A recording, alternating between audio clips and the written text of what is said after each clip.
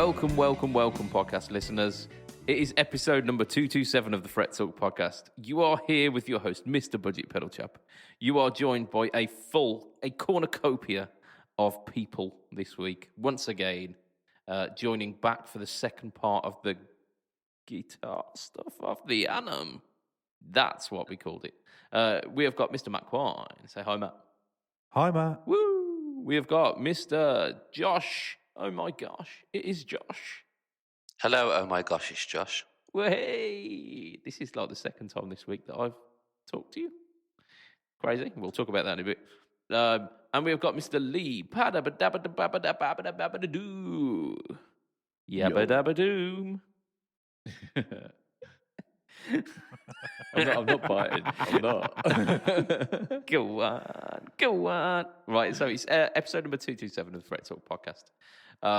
We are talking guitar this week. I am like absolutely mashed.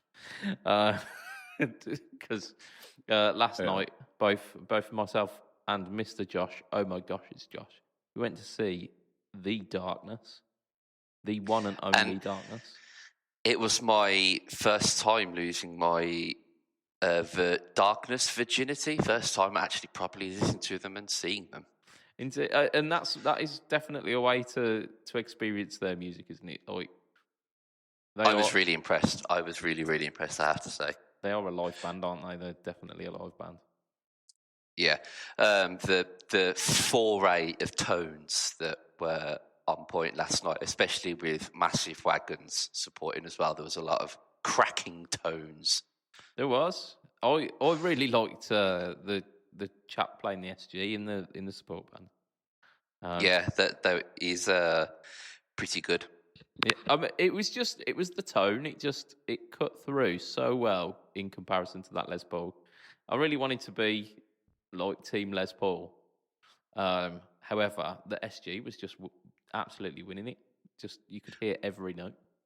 Let's say when they were playing that, you know, if it was just the Les Paul, it was like, okay, yeah. And then like if the SG just rung through, and it was just like, cut through like a hot knife through butter. Indeed, a delicious pointy guitar knife through tone butter. But then we also get to hear the Justin Hawkins 3000 amp live as well, didn't we? I mean, it sounded exactly like the Darkness. So, I mean, that is. I think it's testament to the Ironheart amp circuit that actually it sounds like a Gund Marshall, which is pretty damn good. What was he using? Like JCM 800? What prior to the? Yeah. He was using various plexis. I think they were okay. like a series of plexis from his collection, and through various modifications as well. So a little bit hot, a little bit, but just like generally kind of classic Marshall-y sounds. You would have thought he would have gone for a Friedman. Listening to it, I thought Friedman, because when he was hitting some of those pitch squeals and the solos, the amount of gain that he had on tap was insane. Yeah. It was EQ'd very well because with the support bands, it was difficult, like we said, to hear the Les Paul when the SG was in the mix. But the Darkness, you could hear both guitars really well. I mean, as you'd expect, being the headlining bands, but yeah. And we got to hear a certain Christmas song yesterday, didn't we? We did. I think my highlight with the gig was I don't know the drummer's name, but coming out in that fucking Christmas tree outfit, and then you had to run and jump onto the fucking drum riser. He'd fallen over behind the drum riser. It's Rufus, isn't it? Rufus Taylor, the Queen from drummer. It's his son. Really? Yeah, it's Roger Taylor's son. Jesus. Indeed. I did not know that. No, neither And did I. and the bass player looked like he belonged in a fucking Lenny Kravitz film. like Frankie Poulane. He's just Frankie. Like, That is the second time in this podcast that I've been reminded of Hunger Games. You said Quarter Quell earlier, which reminded me of Hunger Games, and now he's talking about Lenny Kravitz in a movie, and I'm thinking Hunger Games is so... oh yeah, weren't he like the fashion designer or something? He was, yeah. Yeah, I've largely tried to avoid the Hunger Games movies for the longest time. But it's a bit like Harry Potter, that even if you haven't watched them, you've picked some stuff up through just kind of the Osmosis. zeitgeist. I mean, they're Yeah. really good. They're really, really good. I've read the books and seen the films, and it's one of the few movies that's actually better than the books. I mean, I've seen bits of quite a few of them, and I would respectfully disagree, or disrespectfully disagree. Have you? They are wank. Have you read them? What? I've not read the books, but I've How watched. can you disagree with that I've statement? no, How can you say the films are better if you don't have it? There's no frame of reference. Nothing can be worse than this. well, essentially, yes. The films are good, man. The films are good. The films are a hearty You haven't dollop even of okay. watched them. I've watched enough of them to know this ain't my thing. Starting to sound like an anti-vaxxer. But Love Actually is. I've done enough research to know that this is Love going to Actually is the second best Christmas film after Die Hard. I mean, Die Hard, Yes. yeah. Die Hard is the best. Die Christmas Hard's film. the top three of the Christmas movies because it's that good. I watched them. Right, I was going to say, I thought you were trying to tell me that Die Hard 3 was a Christmas film, and I'm like, don't think it. no, The Die Hard second 3 one is in is at summer. Christmas as well, but it's a bit naff. The third one, definitely not at Christmas. No, I mean, Sorry. My top three for Christmas movies is Die Hard the first watch, and then Die Hard watching it again, and then the third run through of Die Hard comes in a nice third. Yeah, I caught fair. my missus out with it because I said Die Hard's the best Christmas film. And she goes, you can't say it's a Christmas film just because it's set at Christmas. And then in the same breath, she she's said, working, yeah. the best Christmas film is Batman with the Penguin. I'm like, that's set at Christmas time. And she's like, yeah, but it's Batman. And it's just like, It's not even the best That's not an Batman. argument. It's not even the best No. Tim Burton Batman. No, but it's one of the best Batman movies. Batman Returns. I believe the plural is Batsmen. I think that's a whole different thing. let's get our distant lexicographer on the scene and find out. Guys, tell me about how many guitars did he swap over? Was he always playing a Les Paul Custom? Did he swap to anything else? Yeah, think Like, 'cause pretty much they played the both same use one, didn't customs, don't they? yeah. I mean, he switched up between. Let's say Justin would switch up between a black and a off-white Wine red? Les Paul custom. Dan had a wine red wine red standard. He had a burst standard. Don't get and- wine red in the standard, I don't think. Yes, they do. Do you? Yeah, like Yes. a wine red burst though. It's like a Okay. and so he also had a Black Beauty as well, the triple pickup custom. So Nice. like I was moist when I saw that. indeed, and they had some random like stage tech playing acoustic guitar for about 5 songs as well. He just sauntered on. So I mean that was wicked. They played a hearty dollop of the first two albums, which is what everyone knows. Yeah. And I assume they played some of their new stuff. Who knows? Do they even know? I know they played a couple of the ones from the previous two. Because I'm just going to have a quick look on Setlist FM and see if they did actually play any of the ones from the new album, even though I don't even know what the new album is. But Did it it's feel like you were Motorheart. Did it feel I'm like sure. you were a proper old school rock and roll show? oh yeah, absolutely. Yeah, very much so. Yeah. Like he did the headstand and clapping along with the song with his feet upside down. That was impressive. It was. Yeah, I was a man of your age. They played 8 off Permission to Land, 4 off Motorheart, 2 off Last of Our Kind, 2 off Pinewood, 2 covers, 1 Easter is cancelled, 1 one-way ticket to hell and back, it says. Indeed, which was One-Way Ticket to Hell and Back, weren't it? It was the title track. The second song. It was indeed. Yes. Classic. And see any pedals? What covers do they do? They did Last Christmas, and they did what's the they did half Last Christmas. They're fucking Christmas songs better than that. It segued into it. They did a little medley kind of thing, just before, as the encore, essentially, before they went into "Don't Let the Bells In." Right, okay. And Last Christmas was part of it. Okay, it wasn't the entire. They didn't do 4 minutes of Justin Hawkins pretending to be George Michael. I mean, that's not quite. No. That's part of the gig anyway. Would it be George Hawkins or Justin Michaels?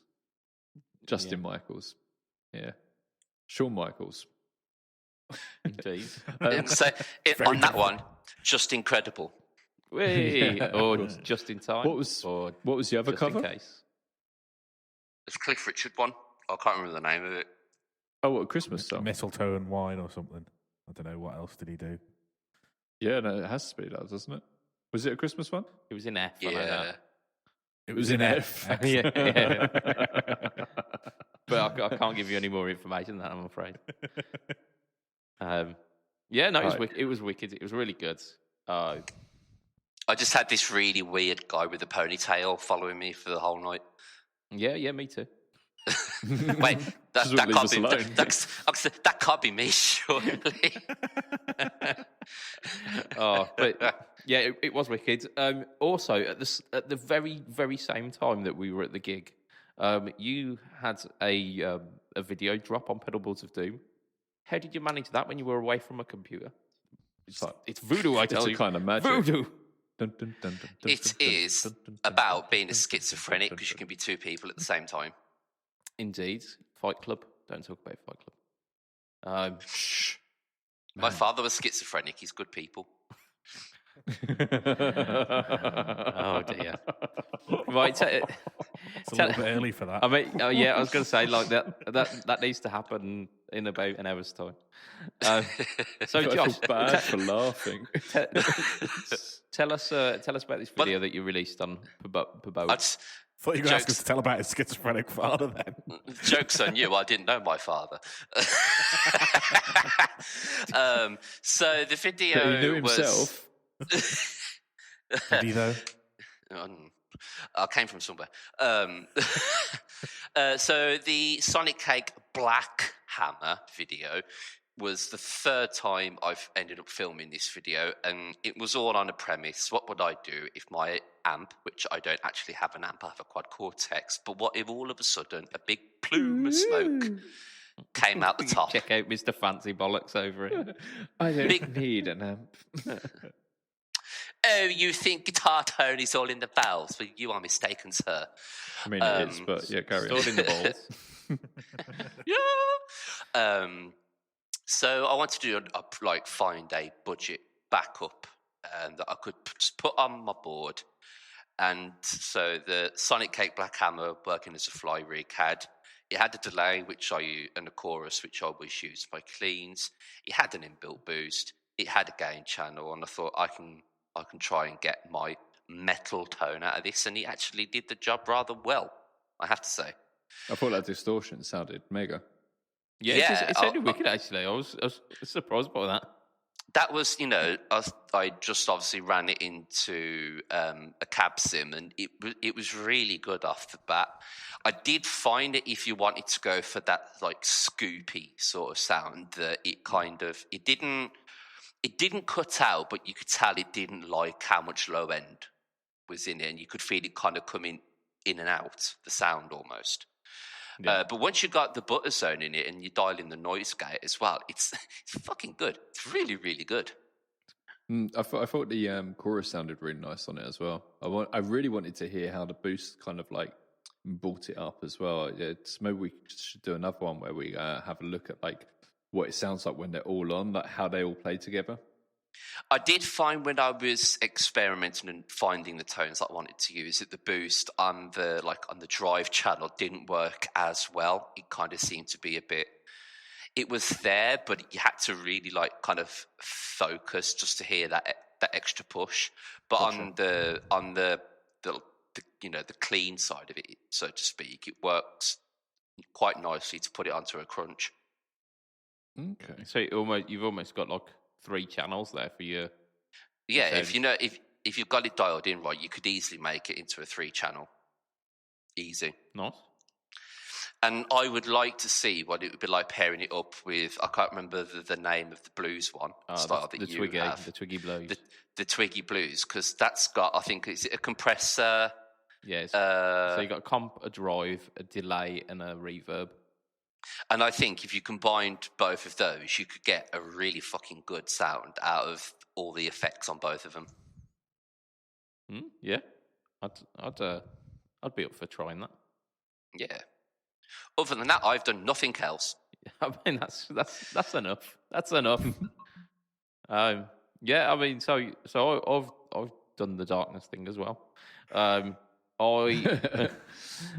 will be releasing a video. In fact, actually, by the time this is out, I will have released a video last Friday, and it's another video about a compressor. I think it's behind me. If I just have a look, it's this Man one. looks at shelf This on one. radio. Indeed, it's this yellow. Man points at shelf with pen on radio. I mean, it's nice to have audio description for this podcast. So it's this Man one is here. incorrect on radio. It's this one over here. It's Prissy.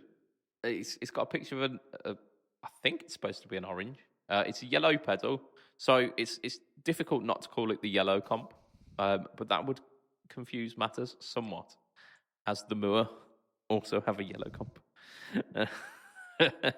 But so this one works in a slightly Man laughs with himself on radio. Man mutes Lee on radio. So yeah, I mean it's really difficult to demo compressors, but I found this one was quite expressive. So you've got that kind of Dynacomp sound if you really push up the sensitivity on it. It's got a switch for the attack as well, so you can get that real squished sound by getting it like a really quick attack.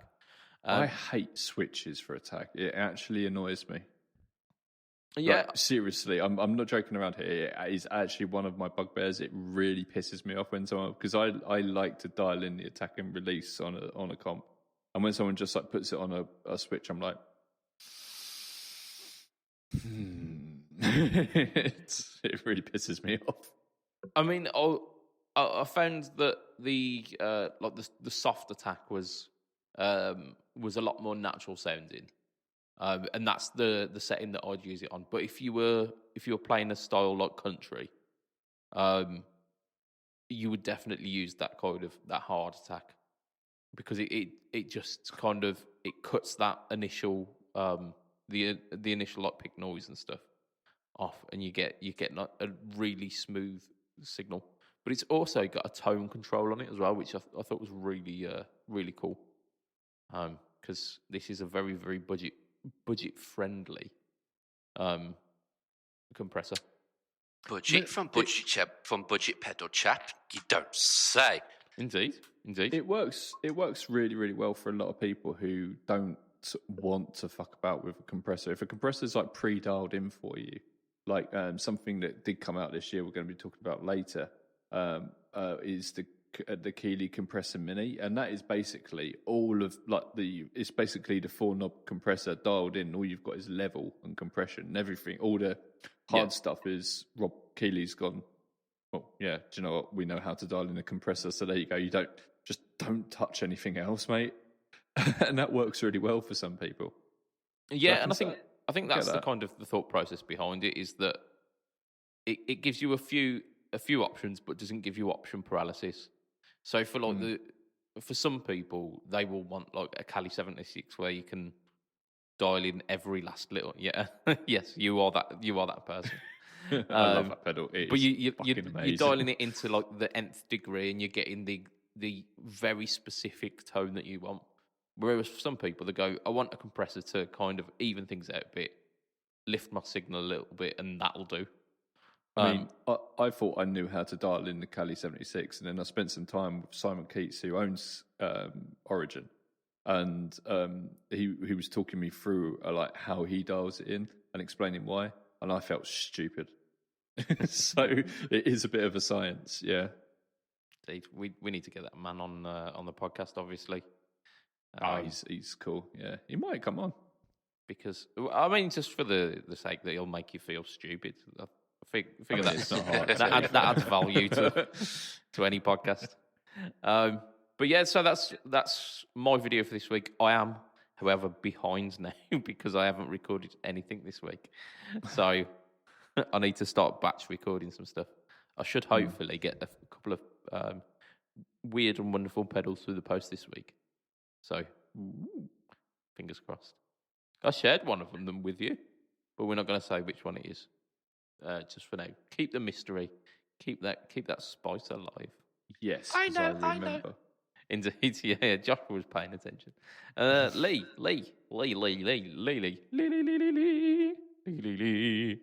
Right. Go on. Okay, so I want to be quick because we've got a long podcast ahead of us, right? But I've mentioned this briefly before, and this is between us four and the listeners of Fret Talk. Okay, so we so it's 5 then. Yeah. So I've been working my ass off for the last year trying to get this this new world released on Tonepedia, which is a way to allow people to compare pickups, and it's been an absolute nightmare just trying to get it right, because what we try and do is keep everything so it's comparable to the nth degree. So when you watch like someone demoing a set of pickups and then they go, oh yeah, and here's another guitar with a different set of pickups, and you can hear they sound different, you're like, well, yeah, of course they do. But when you buy pickups, it's always a guessing game, and we're trying to take the mystery out of it.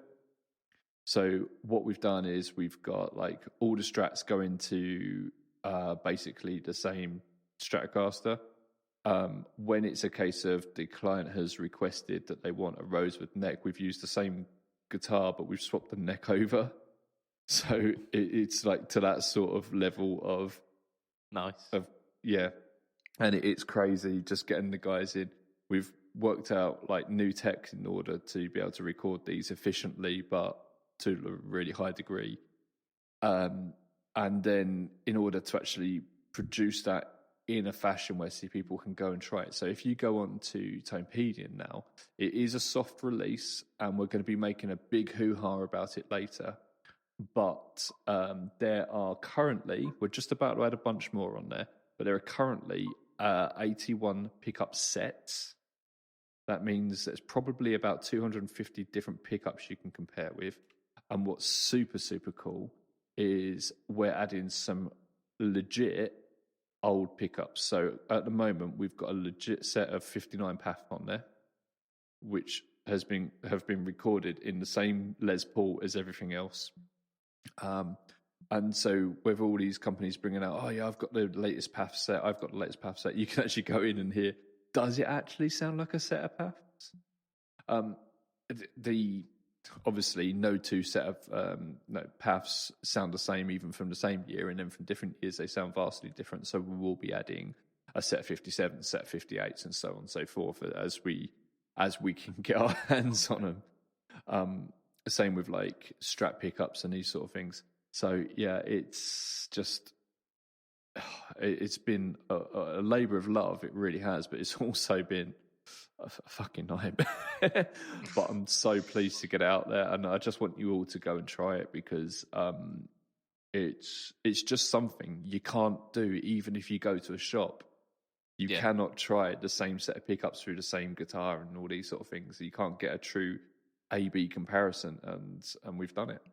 Yeah, and like another problem with like demoing pickups is once you've installed them in a guitar, you can't return them. Like you're pretty much in that purchase. Then you've done it. And it has always been a difficulty because I remember like way back in the day when I was looking at upgrading my like my guitars when I first started playing, and I'd just look at the like the tone charts on like Seymour Duncan and on Damasio's websites, and they go, it's like a 3 in treble and a 6 in mids and whatnot. You'd be like, Yeah. okay, sure. And then they give you some sound examples of like a track that they're used in, and you're like, wow, excellent. That's what Paul Gilbert sounds like using this pickup. Yeah. This is not a realistic example, my friend. So helpful. Yeah. So helpful. I've been learning for 6 months. That's it. One of the things we've done to kind of get over that, and we do this on a lot of the demos that you get on, not just the pickups but on guitars and stuff, is we do a demo called Basic Chords, which is literally just playing some a cowboy couple of strums chords. in it. Yeah, It's something everyone can do, and it's like you can imagine the pickup companies have been really enthusiastic about this because they kind of like. To summarize it, they've been kind of saying to us, "This is what we've wanted for years." absolutely, absolutely. Yeah, we've had sound files on there, but the conclusion was every time they get a session musician in, all they want to do is twiddle on them. They don't want to play the same thing again and again and again. They just want to play them as they make them feel, which is all good and well, but it doesn't give the client the right thing. So what we've done is we've kind of like done a bit of both. So on the Les Pauls, we've so like the PAF sounding pickups, we've got ZZ Top sounding playing styles on there. On the heavier ones, we've got like on the metal pickups, we've got like shred on there. On the 80s ones, we've got like one called Satch Meets Vi, and we've tried to be mindful of what the pickups are doing, while still keeping a few things such as arpeggios and like just normal arpeggios, not like sweep picking, but just like normal arpeggios and your basic cowboy chords and yeah, exactly. There's like a couple of like standard lead lines that are used on there as well, aren't there? Yeah, absolutely, and it's amazing. We've just done another session last week where we recorded a bunch more pickups, so they'll be going on there as well. And so I think we should have over 100 sets eventually, maybe by the end of the year, maybe early into next year. And next year it's just going to grow and grow and grow because we've got a lot of interest from a lot of companies. It's so cool. I've not wanted to buy so many pickups in all my life.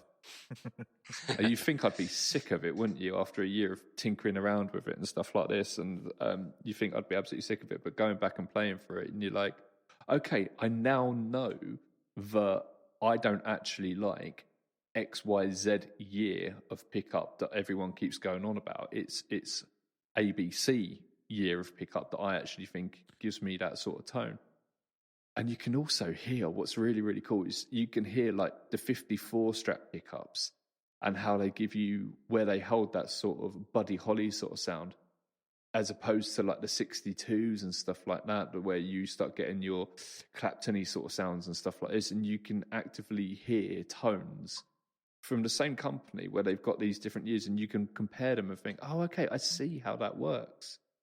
Yeah, I mean, really cool.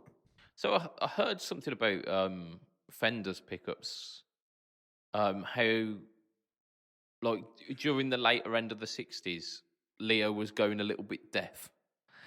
And the winds on the pickups, he'd wind them brighter, so like to compensate for the fact that his hearing had gone. So like, I mean, there's a certain sweet spot. So I'd be interested to hear. So they're a bit more mid-rich as the years go on. A bit fuller. It's really cool. We've also got some rare pickups on there as well, not just like pickups that the pickups that are old, but we've got like Ron Ellis, which I think there's something like a 4-year waiting list for a set of his pickups and stuff like that.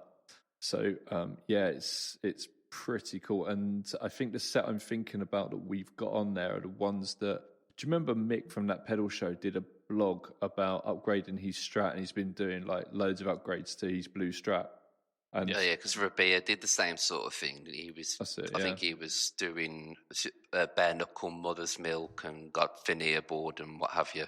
I think the pickups that Mick ended up with were the Ron Ellis 5060s, which are a combination of 5060s. And I think what was interesting with them is in a single pickup, you had different magnets for the thicker strings and the thinner strings. So you went from Alnico 3 to Alnico 5 and stuff like that.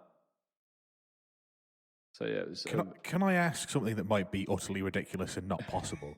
But it's just like, whilst you've been talking about this, did you dry record the signal, or did you record like straight into like recording software or did you record through amps and stuff?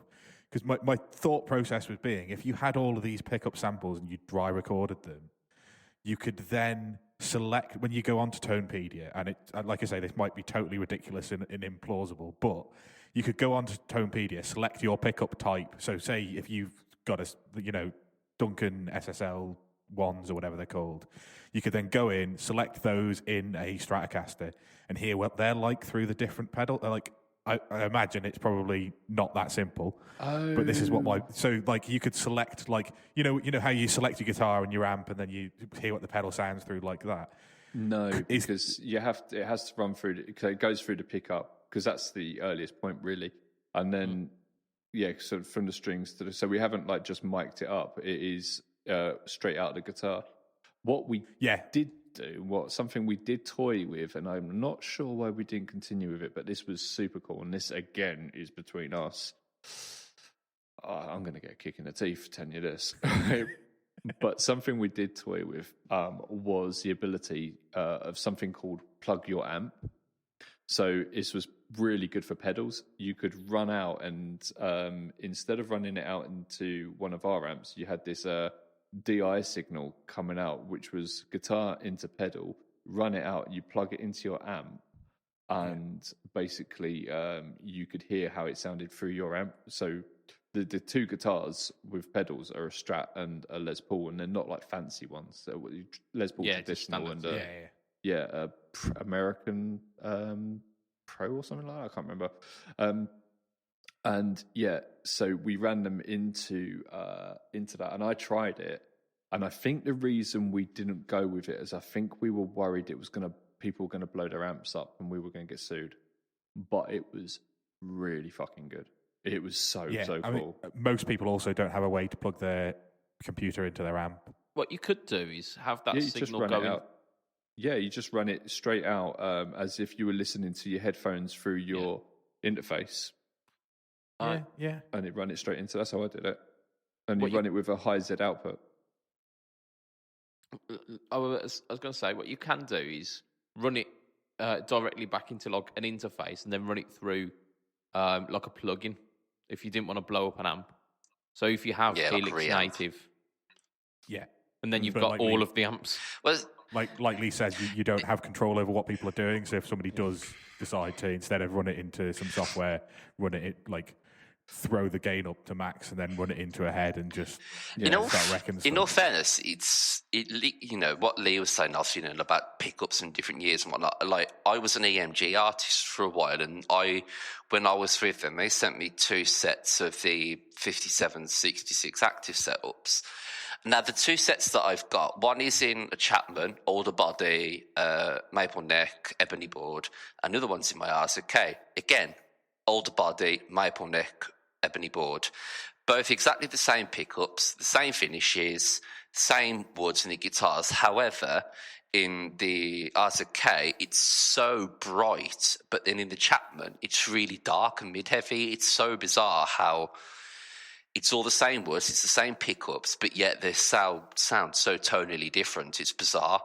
Yeah, it could really also bizarre. Be that you've soldered it badly. That's something to watch out for, because it's easy quick connects, aren't they? It's the solderless sets. It's all quick, like clip things, whatever you call it. So I didn't actually have to do any soldering. Otherwise, I would say probably would have been, because I don't know how to solder for shit. I've done that before. I've soldered in pickups and I've been like, either this sounds really, really good, or this sounds really, really bad, and then realising that I've soldered the tone the wrong way up, or some shit like that. And it's you've only got half the signal of the pickup going to the to the output. Yeah, it's easy to do shit like that. I think we should now talk about pedals. We probably should, shouldn't we? So, but do go and check that out, because I've put my heart and soul into it.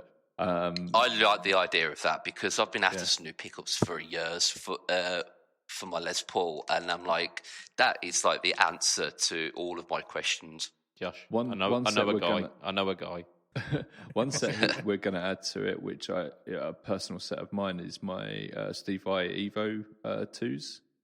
I took them down when I was there last. I was just like, you got to add these on. So that's the Martios. So have a listen to them, because they're really high up. I think they're Alnico 5s on there. I had a set in my my RG actually. They're like very high output classic sound pickups. Quite brittle though, aren't they? The ones I had were really bass heavy, like really, really kind of rich. Right. Okay. It's basswood body, paired with it was a stacked Seymour Duncan single coil in the middle to kind of match the output of the, or to like, at least to be somewhere near matching the output of the Evos, and it sounded like it was really, really kind of really creamy and really, really bass heavy. I remember when I used to take it to like open mic nights, and I'd plug my guitar in. It was just like I follow someone playing a Strat, and then I plug my guitar in. It was just like boom. That's it. It's from a whisper to a shout. Yeah, mental. Right, yeah. Come on, let's talk about pedals. So we're going to do. This is the next section of gear of the. It's not gear, is it? It's guitar stuff of the Annam. So as a wrap up, last week we chose the guitar and the amp. We've got the top three being, in no particular order, the Epiphone Les Paul Lazarus, the Joe Bonamassa. We've got the AZES by Ibanez, and the Kurt Cobain Jag Stang. And for the amp, we've got the IR200. And if you want a clarification as to why that's an amp, go listen to last week's. We've got the Quad Cortex and the Victory Kraken. In the wrong order, I may add. That was no particular order. It can't be in the wrong order. Oh. Yeah. Once again. If you want the order, listen last week. Sorry. Yeah, exactly.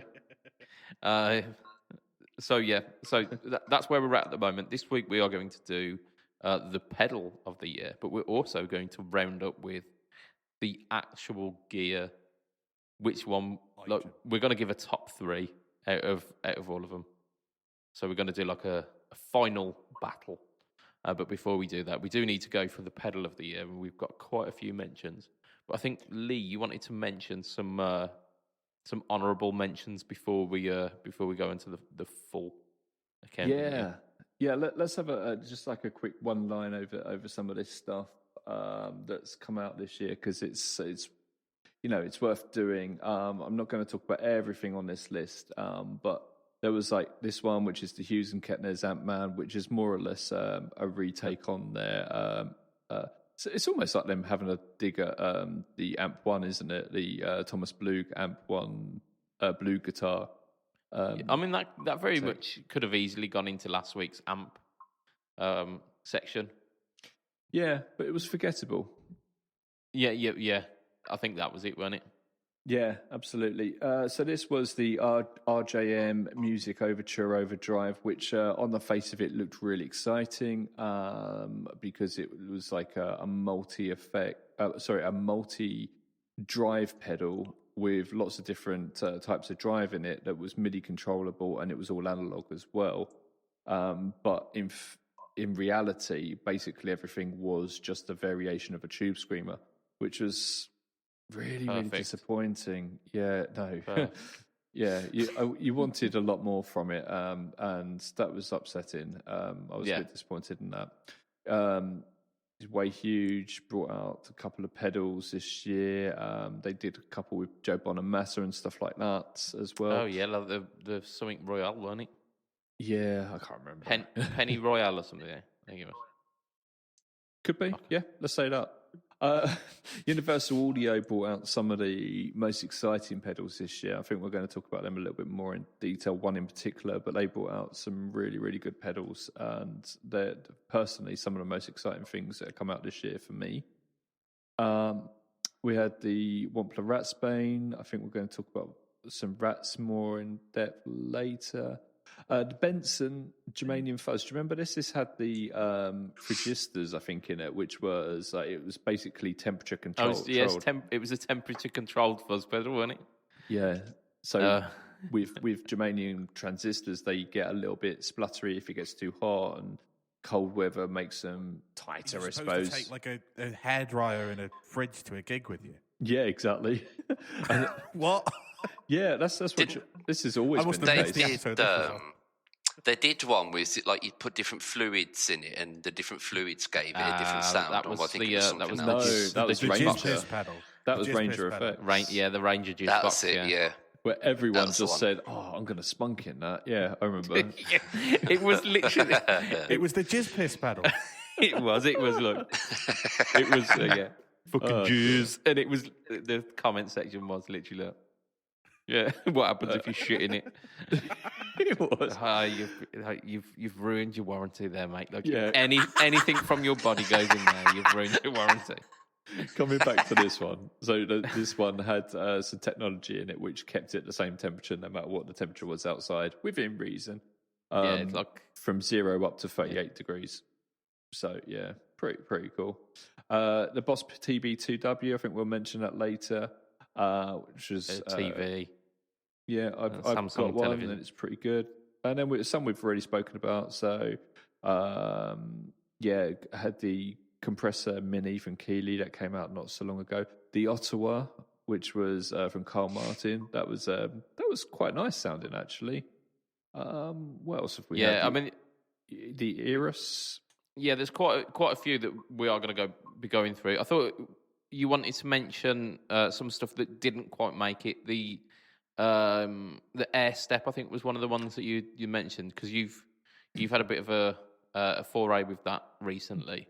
Yeah, the only reason the Air Step isn't coming into this year is because it was technically released at the end of last year in 2020. But we really did want to include it because it is absolutely stunning. It's a great bit of kit, and we've only just scratched the surface. So keep an eye on our YouTube videos, and we'll talk about it more on here, because we are going to. I think it's going to be the gift that keeps on giving, because I've got plans for that thing. Yeah, it's just a pedal that goes with your headphones. Is that what the Air Step is? No. That's just one of millions of things that you can do. It's really bloody mental. If you want to learn more, go and look at one of Lee's videos that he's put up on the channel, and you will see more. Well, no, that's the one where it's linked with the headphones. As a very, very quick little bonus, I downloaded the app for it this week. I've not bothered unboxing the thing because it still scares me. But I downloaded the box. Downloaded the box. I downloaded the box. Downloaded the app for it. Sorry, and it had a preset for Reaper. So you can do some of the controls of Reaper via foot switch. Yeah. It's supposed to be able to link with your door. So when you're recording, you can press record and stop, undo. These sort of things. Immediately, it's much better than I thought it was, because that's a really handy function. Yeah, it's unbelievable, and it's wireless. Yeah, I'm going to stop taking the piss out of it now. It's got a lithium-ion battery in it, right? And I've not charged mine. Yeah, it's supposed to be something like 320 hours or something like that of use. Yeah, people You on the group of it are going, finally, it ran out of battery and stuff like this. It's really good. Indeed. Yeah, I mean, I've got some ideas with what to do because I've got a video coming out with it, like how it can be useful with the HX Stomp. But I am still afraid of it at the moment. I've got it in a corner of a room, and occasionally Locked in I'll a hiss at cage. it. Yeah. So yeah. I'm just asserting dominance over it at the moment, and then once we've got past that, we'll get a video out of it. But yeah, it's really cool. Exciting. Really cool pedaling. It's also one of those things that the sky's the limit, because the things that I want to do with it, I've been talking to the guys at Exonic about it, and they're like, no one's done that before. And I'm like, yeah, but it's going to work now, isn't it? And they're like, I can't see why not. And I'm like, yes.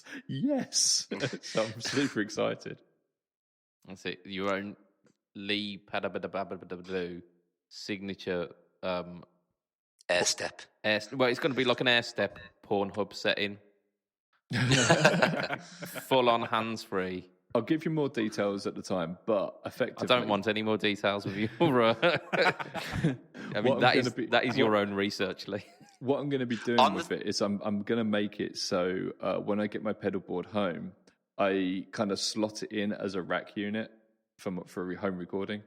So using that, I've still got the ability to change the settings with my feet whilst the pedal board's up high, and I can like adjust settings on the fly if I need to, or just like tweak and not have it bent down. And the stuff's all in my face, so I can record, and it's yeah. So you're redefining the genre of shoegaze to now tabletop A gaze. whole new level. It's just turning my pedal board, because so many people have duplicates like of what they own and stuff like that for their home recording, or they have something that sounds close, so you don't get exact sound on a recording as you do from your board when you're gigging. I can now do that. I can now get exactly the same sounds. I'll tell you what sprung to mind for me, and the reason I don't use my HX Stomp for my gigs at the moment is because pissheads are terrible and will spill beer over anything.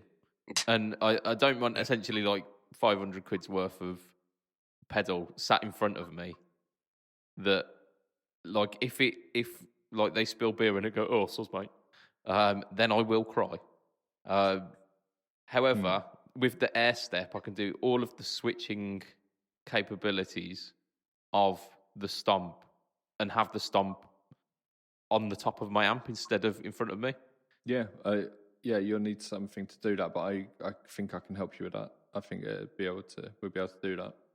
Yeah, I mean, because it's Bluetooth connectivity, or you've got a MIDI cable as well, haven't you? Yeah, so you can just run a cable if you wanted to. But let's talk about that more, because we've got a lot to talk about today. We have, yeah, and we're only 48 minutes into the podcast. Fucking hell. Jesus Christ. Right, let's do this. Right, so Lee, you've kind of spluffed our pants a little bit early, but I'll mention some of the pedals that I've written down as kind of notable, and we've kind of pulled some ideas as well. So I've got the EHX ripped speaker. We've got which is one of 3 pedals that I could remember that was released this year. Indeed, like the second of those 3 is the 37 Effects Tombstone treble booster, which has recently just had a different paint job as well, which is fantastic. Yeah. And we've got the Eventide, not the Eventide, maybe it is. The micro pitch. I think I've also got later on. I've got the Triceratops as well, and there was that other one as well, weren't there?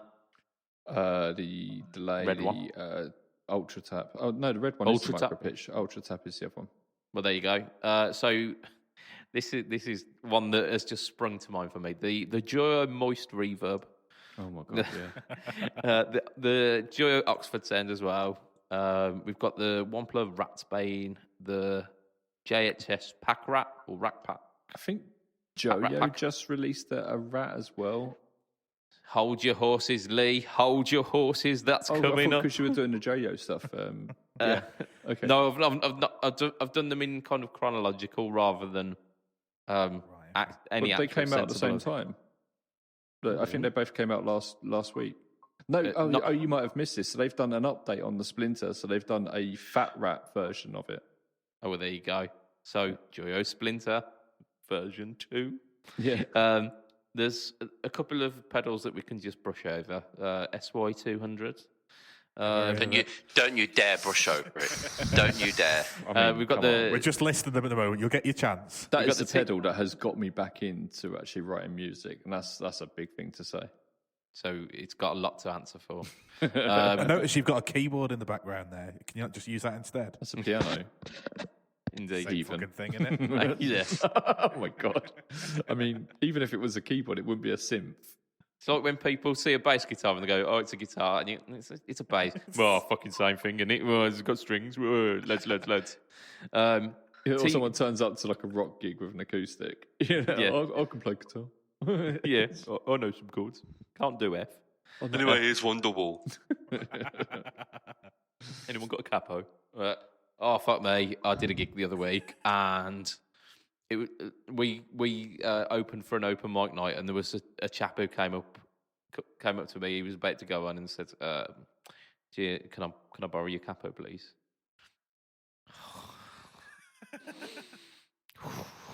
Just. Okay. TB2W, FZ1W, Yep. HM2W. Lots of W's this year. Why? Not Y. W. Z. Joyo King of Kings. So, like, if we are talking about the Pantheon, we're actually talking about the Joyo King of Kings. Yeah, because we didn't mention the Same thing. Pantheon in the news, so we should actually give it a little bit of a more in-depth stuff to it, I think. I mean, we've mentioned it twice there. They get the money's worth. Kernham Ridge. That's not out yet. It's not released yet. But it's been announced. Yeah, but it's not released yet. It's not coming out. Okay, it's fuck not it gonna off then. Yeah, take that out. That'll be possibly winner next year. I'll let you We'll know. see. I'll let We'll you know see. if it's any good. But I've got a funny feeling that's going to be the pedal I don't start talking about next year. We will see. See if it holds Indeed. up. I'm gonna have to set my air step up to have a mute function for Lee on these. I tell you what, I'm not even kidding. Probably you could could do do that. It is possible to do that. Does it work for the wife? Mate, you can't say that shit. Wife bad. Just did.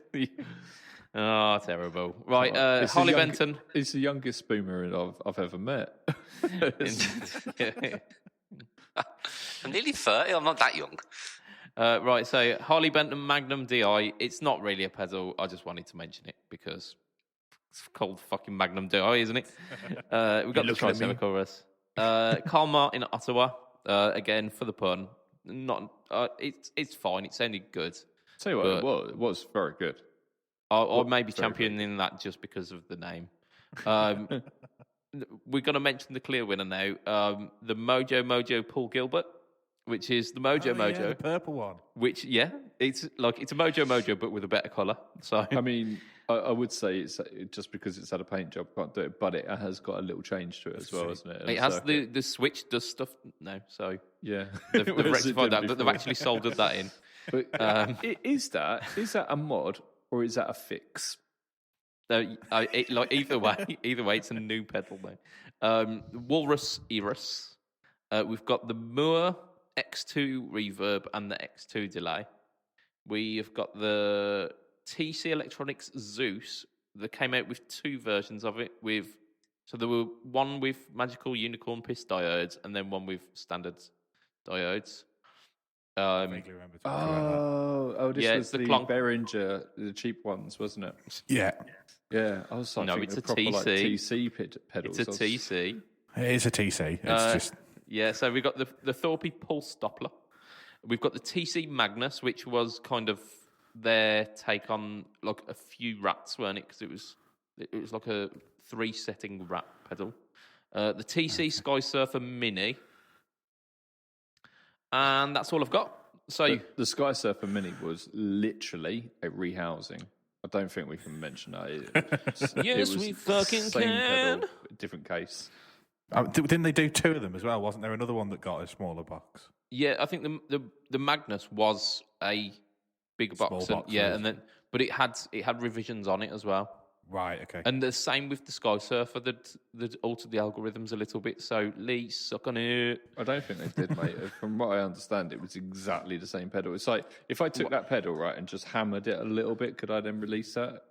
I'm going to check my sources. No, you're wrong. So,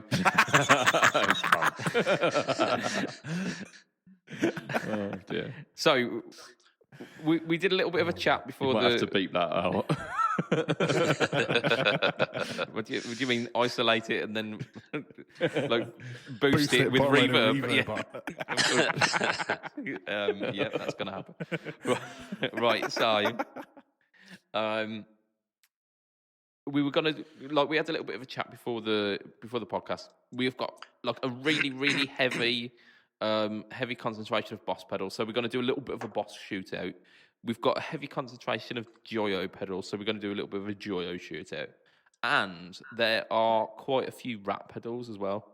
And Lee quite cleverly called this shootout Rats in a Barrel. So let's go with Rats in a Barrel to start off with. Go on. So we've got Rat's Bane, Rat's Pack. We've got the Magnus. We've got the Splinter. Do we put the ERAS in with that as well, or is that different enough? No, it's different enough. It's not openly about being a rat, and it does proper high gain distortion as well. Okay. So out of those 4, let's say we've got 2. We can take 2 through to. We'll just eliminate 2 straight away. So we've got Rat's Bane, Rat's Pack. There probably is. I'll be honest. There probably is, but I've slept since then, so they've already been eliminated. So Rat's Bane, Rat's Pack, Magnus, and Splinter. Let's all. It's a real shame that Siren Scream came out last year, isn't it? Because that was what I was thinking of, and then it. Although literally on the day he said it's the first anniversary. The Rodent, the cheaper version, the Rodent LM308 is this year, so we're going to chuck that in as well. The Rodent, Tate Effects Rodent LM308, and I'm just going to throw it right out there. I'd take that one because it's it's 308 based, and they are carefully sourced. I don't know too much about that one. I do know that I helped with the Siren Scream, so I put a lot of effort into that, and it's but that was last year though, wasn't it? Unfortunately, it was. I've got. In fact, I'm pretty sure we put it into the guitar stuff of the Animal last year. Indeed. I've got the Rat's Bane. I've got the Siren Scream. I've got a proper old rat. I'm a big fan of rats. Does that give me any sort of veto on this list? No. So I'm going to say that the 2 that really should go through on that are the obvious 2, because the Pack Rat, the Rat's Bane, and the Rat Pack. Pack Rat, sorry. Yeah, absolutely. I've actually got an LM308 in my Rat's Bane as well, because you can switch the chip out, and I got Stu to do it. He wanted to borrow the Rat's Bane to test it out against these, so he borrowed it. And whilst he had it, I got him to put an LM308 in it. I'm going to go controversial. I'm going to say the Pack Rat needs to pick a lane. So, fuck it. Which one is that one? Is that the JHS that's one? The JHS, yeah. 9 different rats in 9 rats in a... That's the selling point barrel. of it. No, that's its unique selling point, isn't it? But is it not the barrel itself? Yeah. So... It's like when you're saying shoot like rats in a barrel, they say shooting fish in a barrel. That's literally taking a depth charge into the barrel. And I don't see why that's a problem, though. Honestly, I don't. Because if you're not sure which rat you like, that's going to tell you. But would you go and spend that much money on a pedal just to see one mode you like? If it had the mode that I liked on it, then I wouldn't need to go and buy another pedal. Like I can go between them, find out which one I like, and then that's what. In fact, I've got the muffaletta, which is the same thing but for fuzz, and that allowed me to find which muff I like the most. And it's shaven. I mean, we're talking about like what's the preference of rat, and now you're saying like the type of muff. But the muffs, the variance in muffs is. I'm not going to be able to get through this segment without laughing. I mean, Josh, that's just the whole point. Take That's the a whole point. Yeah, take a moment. I think like the different types of Have they got a electro-harmonic mode? circuit are there's a lot of variance. Whereas in terms of like variance in different types of rat, not so much. And I think they're all very similar, aren't they? Man, There's subtle rat. differences. The little rat's the one we missed. Little, How could we miss the little rat by Proco themselves? Because we forgot about it. It's not really newsworthy because it was just the same thing in a smaller box. You literally just criticised TC, and now you're talking about the same thing in a smaller box. Indeed, but it is from the original, the originators. Yeah, and so it is supposed to be not like the modern day rats. It's supposed to be like the old Rat 2s as well. So it's kind of like a reissue of their older circuits, but it still doesn't have an LM308. Those are the 80s ones, right? Yeah, my personal the ones that had the LM308 chip that you were just shitting on. No, the LM308's good. I won't shit on that. That's good. That's why I had it put in my Ratsbane. Yeah. Right. So I'm gonna go for the rodent basically because it is the polar opposite of the rat muffletter or whatever the fuck it's called. It is simply a faithful recreation of an old rat. And I think that's basically what everyone wants. So I'm going to go with that. I'm going to go. Stu puts a lot of effort into it as well. He knows rats better than I do. Absolutely. And I think that's why I'd like the idea of that one more than I like the idea of the multi-pack rat. Whatever. But he has no knowledge on mice. Doesn't need to. Indeed. So I'm going to go with that, and I'm also going to go with the Ratsbane because I think from what I heard from that one, it was quite good, and the fact that it allows that switching in for the 308 chip, which makes it even more close to the original. Win-win. Yeah. So we've got 2 for a Ratsbane there. Sorry, I keep jumping in on this, so I apologise. I put it up against the Siren Scream, and I could get them both sounding exactly like my 87 Rat. I could get I put all 3 pedals together, and I could get them all sounding exactly the same. Cool. Right, Matt, what are you saying? I mean, I went into this saying that I pretty much was going to go down the same route as Lee, but that was forgetting that the Rodent 308 was this year. But I like every time that Stu does something, it tends to sound better than the original thing. Like his Raise the Dead's based on a fuzz face and it sounds better. The Siren Scream is based on an old rat, and I know there's different settings within there, but generally from what I've heard, it sounds better than how most people use a rat anyway. So I think I'd have to go with if Stu was releasing something. If I was going to go down the rat route again, I'd probably pick up that because it's 50% of the price of the Siren Scream, or 75% of the price. Like it's cheaper, and it's that kind of sound that you think of when you think of a rat. So I think I'd probably pick one of them up. And the other one, I think I'd like, as much as I said, I think it might have even been last week that I'm not too big of a Wampler fan. I think I'd probably pick up the Wampler. Cool. So that's 2 for Tate, 3 for Wampler, 1 for JHS. Josh, what are we saying? I'm not a huge rat connoisseur, as to speak, but from the clips that I've seen, I think, again, I'm going to have to say +1 for the Tate effects.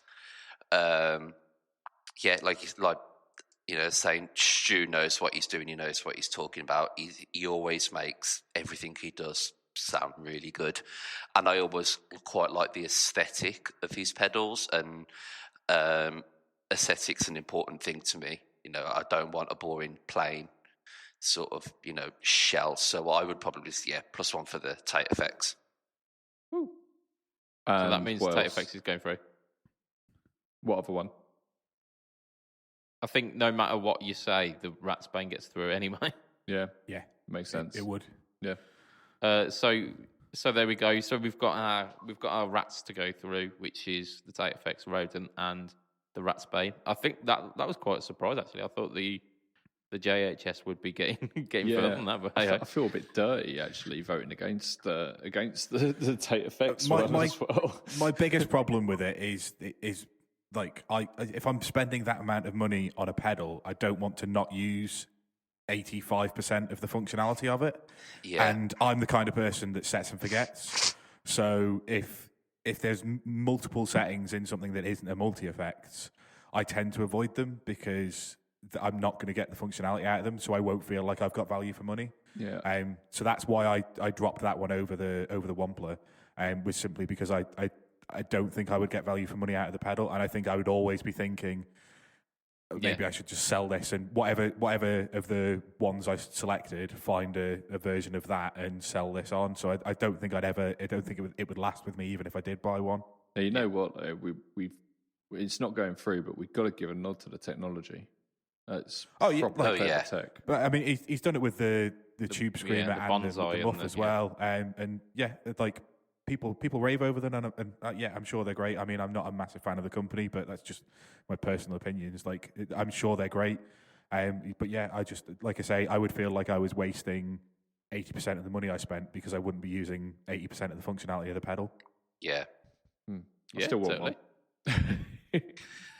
I think realistically, what you'd want to do is go down to your local guitar store, get the JHS one, try all the modes, and then buy something else, and then buy the actual one. Buy the actual one that it's based, that mode. I'll is tell you based what. on. Good luck buying the actual one because most of them are based on unobtainium. Yeah, right. So for the sake of expedience, because we have literally done the first section out of this. Let's carry on let's go for the boss one this time. Okay. So we've got the SY200, the TB2W, the FZ1W, the HM2W. I think that's it. Okay, so again, we're gonna We've pick omitted the IR200 because it was part of the amps. Week. Yeah, was sort of concluded, and it's already through. Yeah. Yeah. Say it's already in the final. We can't put it in there twice. Yeah, it kind of guarantees a top spot then, doesn't it? Yeah. Right, so SY200, I think, is probably going to be a popular choice here. So TB2W, FZ1W, and the HM2W. What are we saying? I'm probably the only person who's played them all. Am I the only person who's played any of them? In the world? No, but am I the only person who's played any of them? Yeah, pretty much. I haven't played any of them. Yeah. Okay. I mean, the world has been closed for a lot of the year, so. Right, okay. So I bought the TB2W, and as we were discussing... But did you buy it because it's a good pedal, or did you buy it because it's an investment? Well, no one knew, because when we bought it, it was basically they sold out almost instantly. So I bought it because I thought, do you know what? This is going to be a good investment. I'm not going to be scalping people, but I'm thinking if I keep that back in like 10 years, 20 years' time, it's going to be worth a fortune, might put kids through university or whatever, or contribute. But you get free education here, so hey, buy a new car. And when I got it, I thought, do you know what? I'll have a go of it. I'm probably still going to make a video about it as well, but I thought I'll have a quick go, see what it's like. And it's unbelievable. It's so good. I wanted to dislike it. I really did want to dislike it. I got it, put it on my board, and other people who got it. Do you know James Weil? He has all the really expensive pedal board all the time.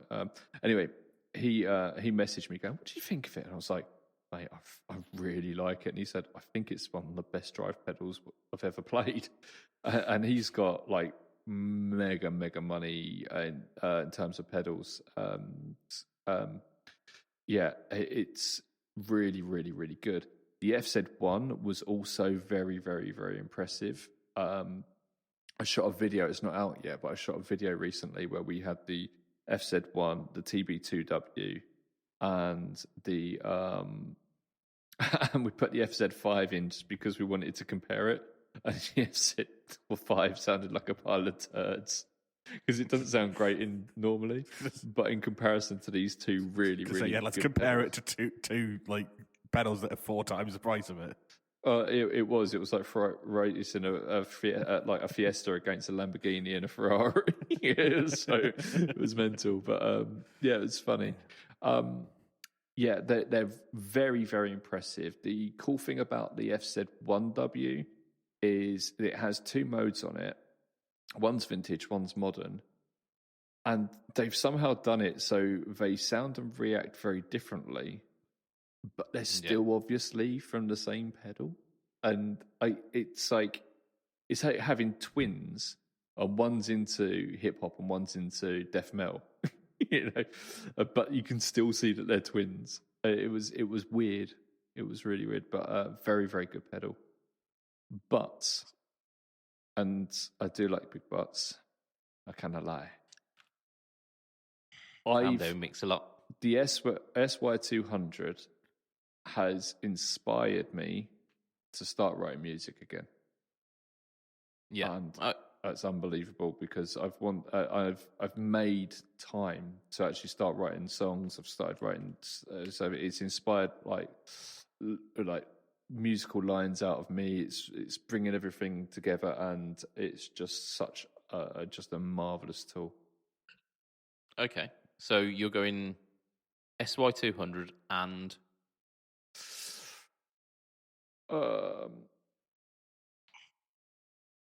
I'm going to have to go for the FZ1W because you cannot get the TB2W. So it's pointless in putting it on a list if people can't get it.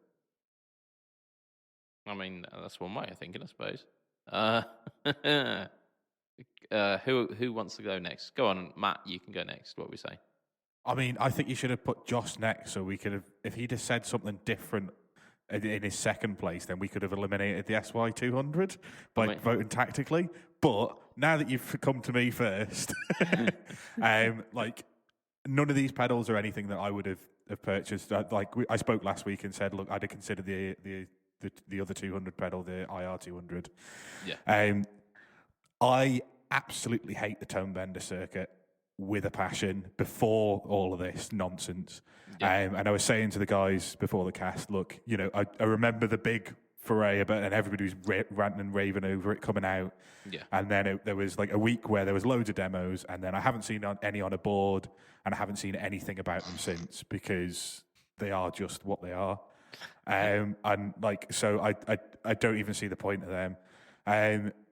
As much as I've ragged on the on the SY200, I'm going to keep that in.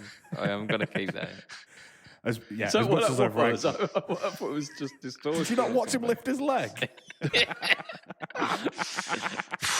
And it was. I was actually oogling my SY200, which is right in front of me, listening to Matt actually saying nice things about it. I was looking at it thinking, like as much as I've ragged on it, it's not a pedal for me. But of the 4 that we've put into this category, it's the only one that I see a point in. I don't. The Wazacraft series is a bit of nonsense, really. Anyway, as far as I'm concerned, it's just. Let me ask you a question, just about that. Is it nonsense when they re-released the C2W because it had a C1 mode and both pedals you can't get anymore, but people wanted? Yeah, but like you say, people wanted. Who are these people? Everyone loves to see one and like, C2. To be fair to him, CE2 is about the only one that I actually would have considered looking at myself. Yeah. Like the most ridiculous one is that stupid tuner. Or it's got a really expensive. I was literally about to say that. Can't argue at all. I was about to say that. Why would you get it just because it's black? What difference is Wazacraft really going to make to a tune? It tunes harder. Do you want to know something really, really bad about that? Really bad. I proper want one. Is it because it's black though? What do you want to do? Right? Yes, if you go onto the have you got an Android or have you got an Apple? Yeah. I've got that app. I've got the Yeah, app yeah. you're So talking about. if you go into that app, you can turn the white tuner in it black Yeah, for free. I know. Then you It don't have is. to spend 600 quid on a tuner. It is. Yeah. That's the one. That's the But one. yeah, so the rest of the series, I if I'm gonna pick one of them, HM2W, I don't really care. But Yeah. the SY200 is actually something that, whilst it doesn't inspire me, is inspiring lots of people, and lots of people seem to be enjoying it. And it's one that I don't. It's not like the Tone Bender where it was all in the news and then disappeared off the face of the planet. People who like the SY200 are actually buying it and using it. Yeah. I need to completely change my answer. I've completely forgot about the HM2W. I need to vote for that because there's like this whole like section of musicians who were begging and begging and begging Boss for that. And I know for a fact that they weren't going to do it. And then they got asked and asked and asked about it. And then finally they turned around and said, okay, all right, we'll do it for you.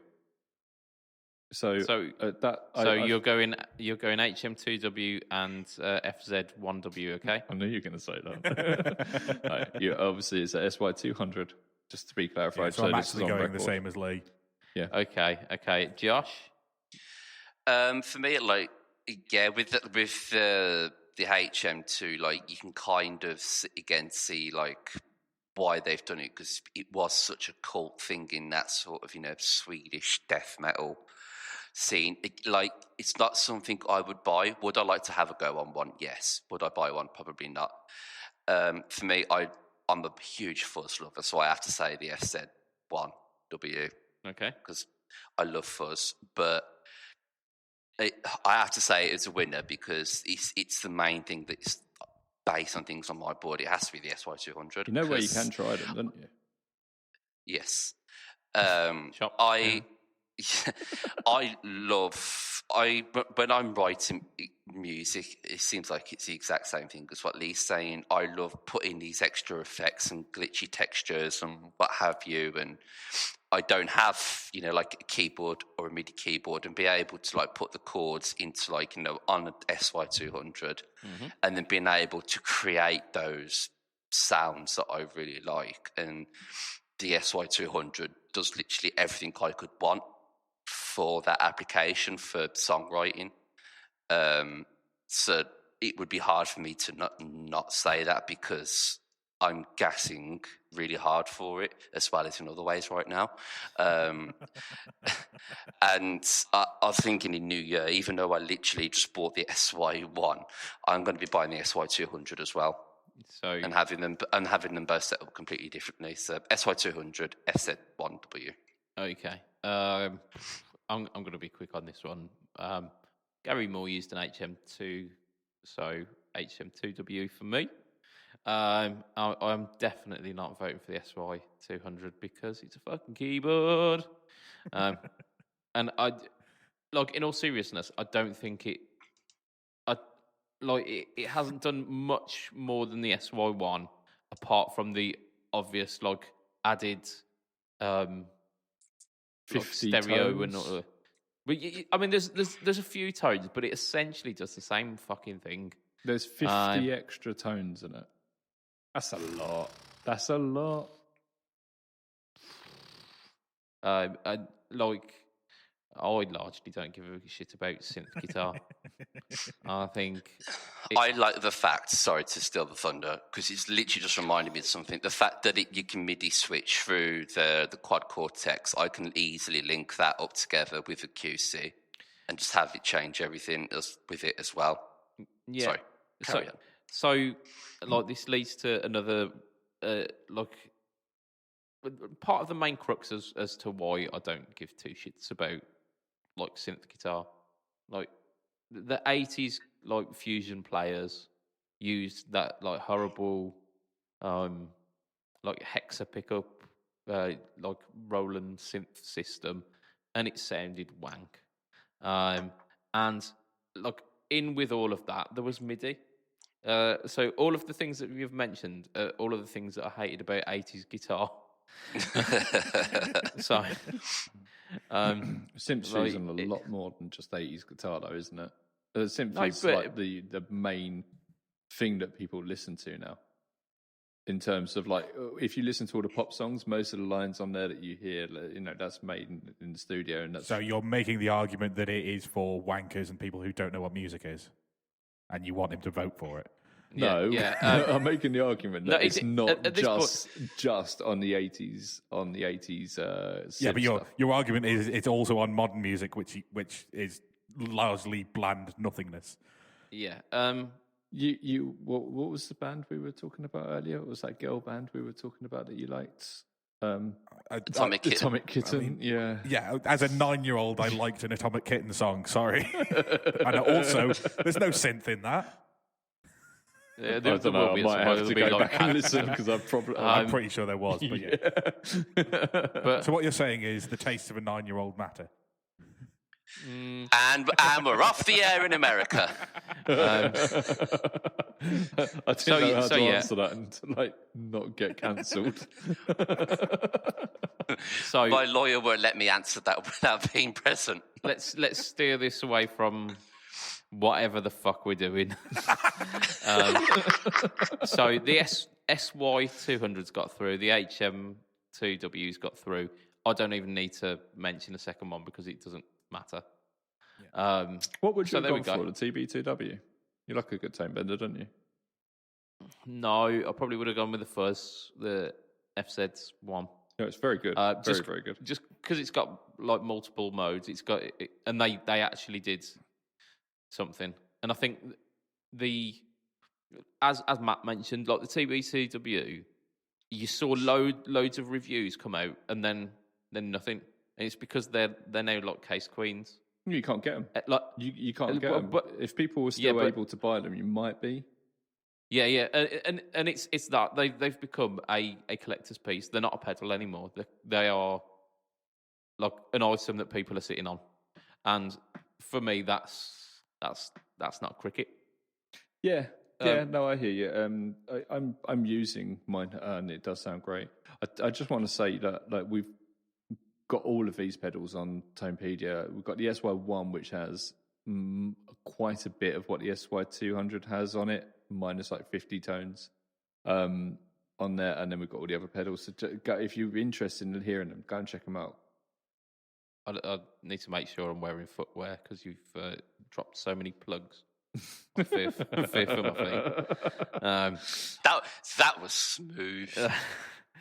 So, what I'm suggesting now is we fuck off the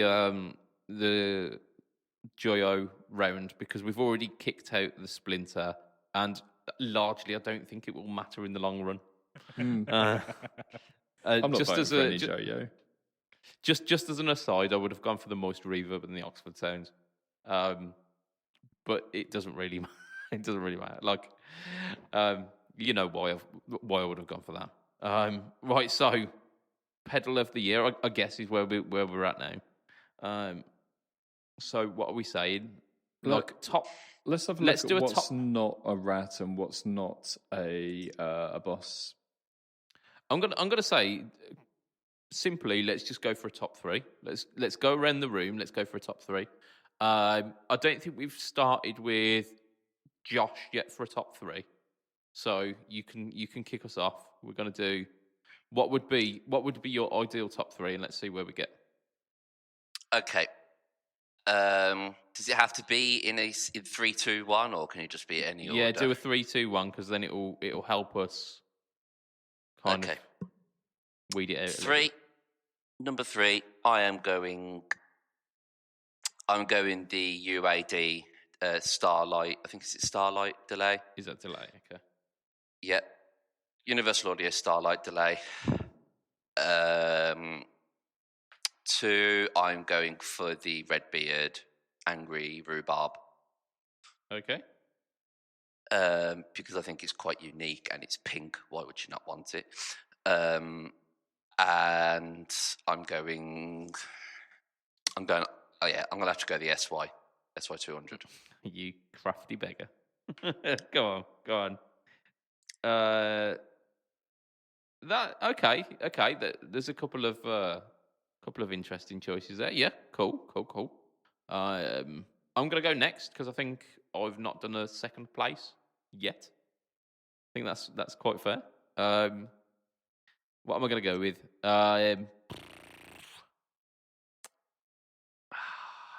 Right, so number one has got to be Mojo, hasn't it? Let's just throw that out there. Number one is the PG Mojo. And you know why? You know exactly why. Is that the PG Tips Monkey signature pedal then? Yeah, it's exactly that. Yeah. That is a very, very 90s reference. There is, we have got listeners who won't get that reference, like who are, and they're in the UK. Yeah, who were born in the UK. I am going to go. What am I going to go? I did say that I was going to throw in the Ottawa. You're actually gonna put that in? It's going to be number 3 because I think I'm dedicated. It's a great pedal. I'm dedicated to the pun.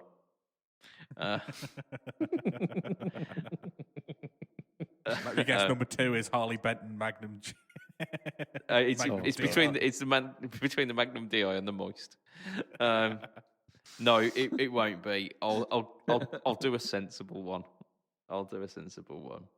I mean, somewhere in there is like 3 pedals that you can put together that make a pun in itself. Oh, mate, that'd be like next level. Can I do that? Can I do it? No, I think I you'd can't. need to plan that early on. Yeah, this would require planning. I really want to go for the Oxford scent because I think I'm going to buy that, but I know. I mean, the Tech 21 is exactly the same pedal. Tech 21 Oxford is what it's cloning. Yeah, like legitimately. Wouldn't buy a Tech 21 Oxford because I don't want the orange sound that bad. Like, I want it about 20, 30 quid's worth of bad. Fuck. I'm going to go with the 37 Effects Tombstone treble. That's a good choice. Can't go wrong with a treble booster, and Doug is a dude. Yeah. Like solidarity, Dougie. And it's cool. It's just cool. So I'm happy with that. I reckon Lee is next. Go on. All right. It's difficult because I've got more than 3 I want to put at the top. So I'm gonna have to go with things that I'm using. I think for the things I'm using or things I'm gassing for. I've got to do it like that. Really, that's the only real honest way of doing it, isn't it? Yeah. By and far, at number 1, SY200, because I was gassing for that before it was even announced, like almost years before it was even announced. I was begging Boss to make it, and then they released it, and it was like, yes, thank you, and I jizzed in my pants and all that. So it's got to be number 1. It's and it might even be number 1 next year. So there's that. The another one that I'm still using. I'm gonna have to put this at number 2 because I've got it, and it was a surprise for me, but I liked it as much as I did. And now I'm like, I never want to take it off my board, and that's the micro pitch. The Eventide micro pitch it's amazing. Okay. It's so hard to explain what it does, but because it's got all these different settings and it's got like 5 presets on it, which is nice because most pedals only have 4 presets available from the top of it. And I've got MIDI, so it's irrelevant anyway, but it's nice that it's got the 5 rather than the 4. But yeah, my God, it gives so much life to your sound. Yeah. It's really, really good. And then it's got to be the Starlight because I want that pedal a lot. The UAD pedals are probably, for standard effects, probably the best sounding effects that were released this year. Okay. Especially digital effects anyway. From that, we have got a winner. Has Matt done his? Yet. Oh, yeah, no, sorry, he hasn't.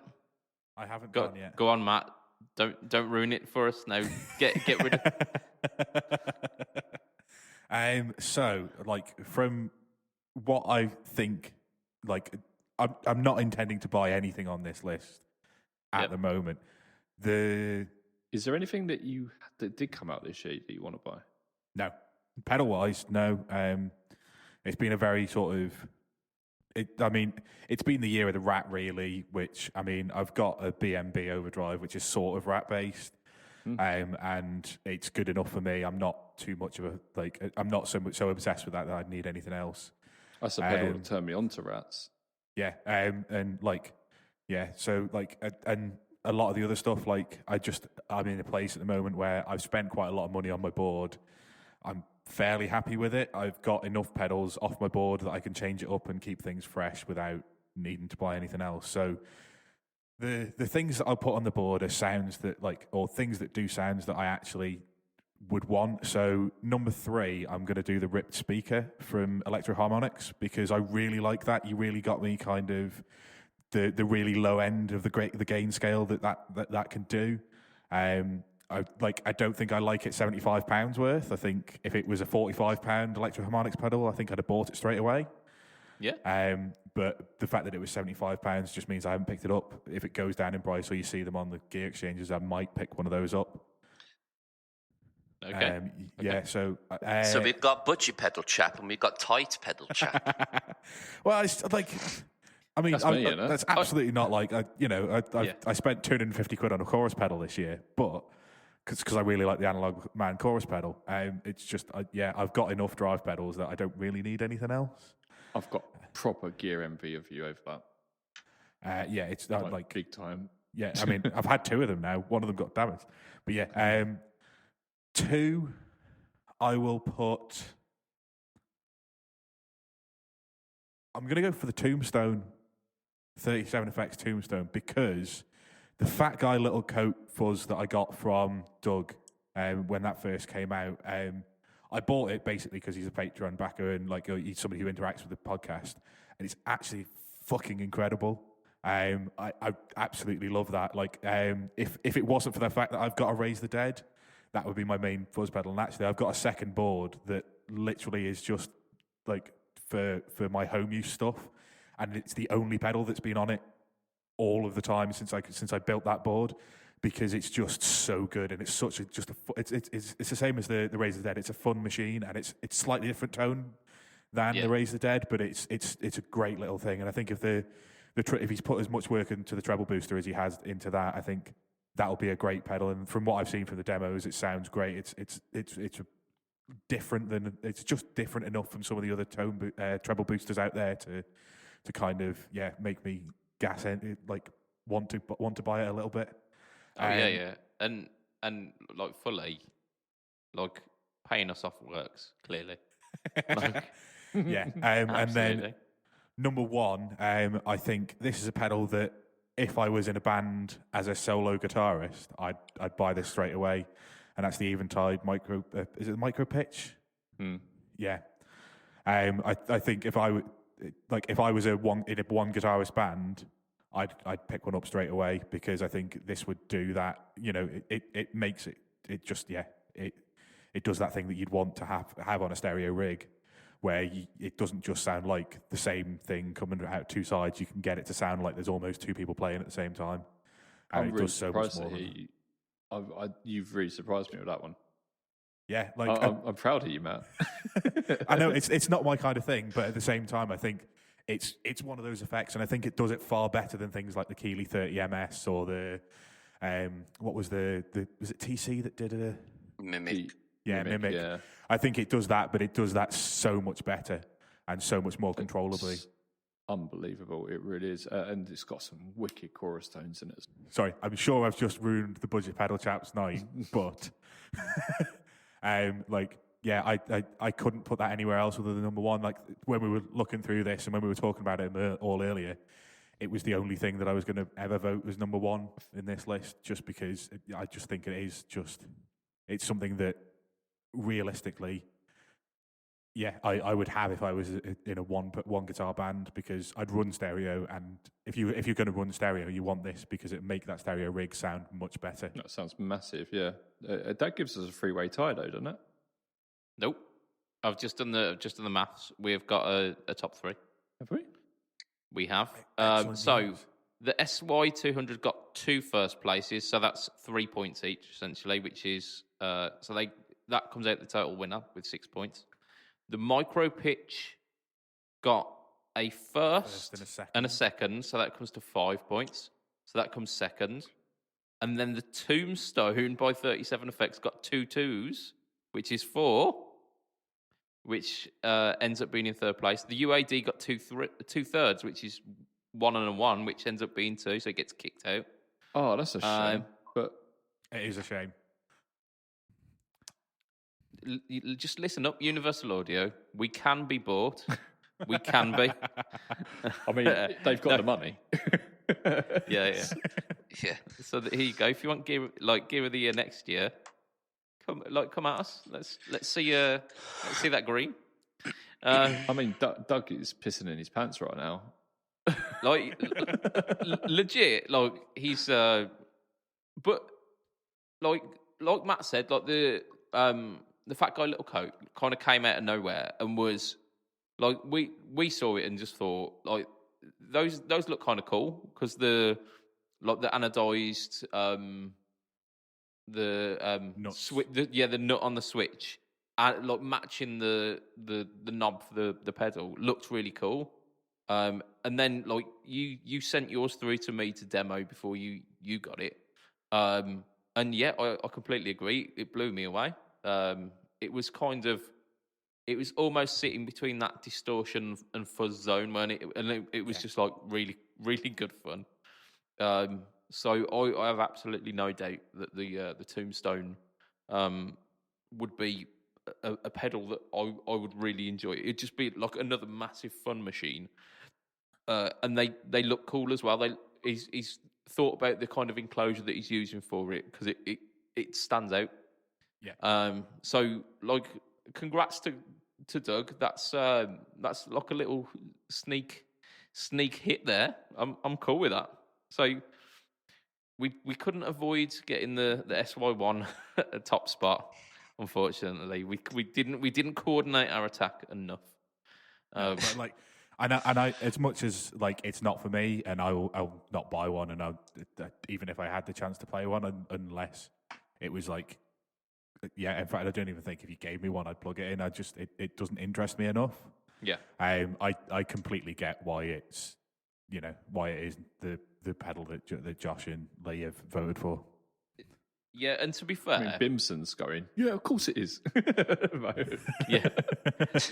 As much as I've shat on it this podcast, I also understand why it's there. I'm not it's not for me, and I was trying to fight it as much as possible because it essentially would be funny. Yeah. But I completely agree. It probably should be the best pedal this year. Right, we've got a final fight now, haven't we? So that was the SY1, the Tombstone, micro pitch and the Tombstone, yeah. And then the Tombstone. So we've got nine products to choose from, which we need to get a top 3 out of here. So we've got the Lazarus, the Ibanez AZES, the Cabane Jagstang. We've got the IR200, the Quad Cortex, the Victory Kraken, the SY200, the Micro Pitch, and the Tombstone treble booster. I reckon we go around, do a top 3 and see what sticks, if anything does. I'm going to go first on this one. I'm going to go you knock yourself out. I'm going to go I've probably put myself in a shit position here, but I don't really care. I'm going to go... and so the podcast ended. IR200, I'm going for first position, because out of all of these things, I think I'd buy that. I think I'd probably buy that. I'm going to go the Tombstone for a 2, because, again, I might end up buying one because Doug's a dude and they look awesome, and especially the new colours as well. With the red piping on it, beautiful. And then I'm going to go number 1. I'm going to go the Ibanez AZES. Interesting. Because I think I want one. Well, at least want to try one. What are we saying? I'm going to go Lee next. Okay. I'm gonna Lee go. next. I'm gonna choose stuff that I'm using and I'm loving. SY200. I'm gonna put at the top of my list mainly because it's. I would put it joint with the Kraken because they've both been unbelievable, but I've been inspired by the SY200, and that sold it to me. Then obviously it's the Kraken, and then after that it's Micro Pitch. Okay. I'm using all of it regularly, Yeah. and it's absolutely amazing. Okay. Matt, you're next. I think in third place I'll put the Micro Pitch. Okay. In second place, it's going to be a wasted vote, but I'm going for the Kurt Cobain Jag Stang. Yeah. Just because. And in first, because I've been gassing for a hardtail Strat for decent money for so long that the Ibanez AZES has to be my number one, just because I wish I hadn't bought a Strat about 4 weeks before they were released, because if I would have just bought one of these straight away. Yeah, it's a little bit frustrating, and the fact that I've actually quite enjoyed the Strat means that I can't really justify having two triple single coil Strats because I'd only ever use one of them. I mean, you can. Yeah, but I mean, I don't have the disposable income to throw at a guitar that's going to rotate with another guitar at the moment. I understand. I think I'll end up with one. I think I'll probably end up with one as a mod platform. I think I'll probably take as much as the pickups from what I've seen on reviews sound great. I'd probably end up with it as a mod platform, and I think it's better than a lot of a lot of cheap Strats for a mod platform because it's got a fucking bridge that doesn't detune itself. I'm down with that. Right, Josh, you I suppose you get a deciding here, don't you? Yeah, I'm gonna do on the same principle of either this gear that I've bought or gear that I want. Yep. Because I think it's a fair justification. Yeah. And so I'm gonna try and do. Go on. Again, I think it's going to be a wasted vote, but I'm going to say it anyway. Number 3, in the guitar category, it's going to be the Chapman Hybrid. I really want one. It wasn't on the list, though, was it? It's not a choice. That's not a choice. It's only from the top three. It's out of these. Come on, you can do that. Stop making up his own rules. He's going off pace. And at number one, I think it's also going to be this other Chapman. I mean, if you chose something that was completely off the board, you'd be able to knock it back on. So you've got the choice. You've got the Lazarus, the AZ, the Cobain Jag Stang. You've got the IR200, the Quad Cortex, the Victory, the SY200. Did the Quad Cortex come out this year? Yeah. Right. Sorry. SY200, Micro Pitch, or the Tombstone. You've got to do a top 3 out of those. Right. Okay. Right. 3. It's gonna be the Victory Kraken pedal thing. Okay. Because to be fair, I nearly got one. I still really want one. It's good. So I've kind of got to put it in there. Yeah, I agree with that. 2, SY200 because I really want one. It's if I had I guess Matt was saying, if I had the disposable income right now, it would probably be the first thing I would go out and buy realistically. Yep. And number 1, Quad Cortex. The Quad Cortex Had to be, didn't it? Has to be. You are a Quad Cortex. Right. Yeah. So with that, we've got a first place, we've got a second place, we've got 3 third places. Okay. Where we at? Are you going to tell us what the 3 third places are, and we're going to vote again? Yeah, so we all vote for one of them, yeah, and then because there are 4 of us, it means that one will become the victor.